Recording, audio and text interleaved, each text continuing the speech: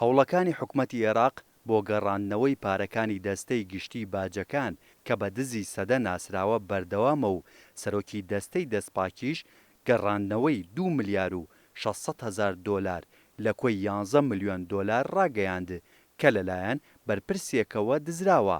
بەپێی راپۆرتە ڕۆژنامەوانیەکانیش ئەو پارەی تا ئێستا گەڕێنراوەتەوە بەشێکی زۆری کەمە لەو پارەیەی بە قاچاغ براوە. حەیدەر حەنون سەرۆکی دەستەی دەستپاکی عێراق ڕایگەیاند کە 2 ملیار و 600 ملیۆن دۆلار لە کۆی زیاتر لە 11 ملیارد دۆلار کە لەلایەن بەرپرسێکەوە براوە گەڕێنراوەتەوە.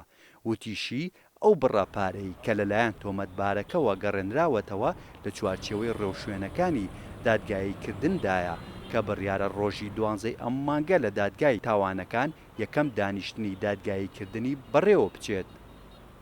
سەرچاوەیەکیش لە دەستەی دەستپاکی ناوی بەرپرسەکەی ئاشکرا کردووە و ڕایگەیاندووە هەیسەم جوبوری ڕاوێژکاری مستەفا کازمی سەرۆکوەزیرانی پێشوو کە لە ئێستادا ڕاگیراوە پارەکەی دزیوە. هەروەها محەممەد کەریم پەرلەمانتاری فراکسیۆنی سادیقون لە ئەنجومەنی نوێنەرانی عێراق ڕایگەیاند دەیان دۆسیەی گەندەڵی چاوەڕێی بڕیاری دادگایە بە مەبەستی لێپرسینەوە لە گەندەڵکاران و ڕاپێچکردنیان بۆ زیندان.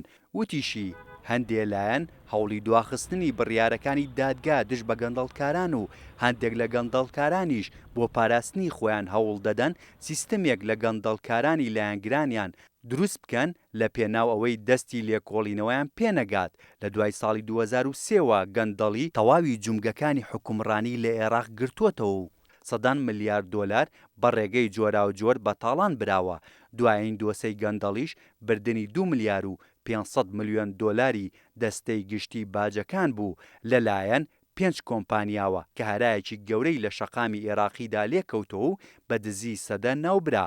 حکومەتی ئێستای عێراق بەرەنگاربوونەوەی گەندەڵی کردوێتەوە کاری لە پێشینەی حکومەتەکە لە ڕابردوودا 2 بڕ لە پارە دزراوەکەی گەڕاندەوە و محەممەد شیع سوودانیش لە کۆتاییەکانی تشرینی دووەمدا ڕایگەیاند 124 ملیۆن دۆلار لە پارە دزراوەکان لە کاتێکی پێوانەییدا گەڕێنراوەتەوە.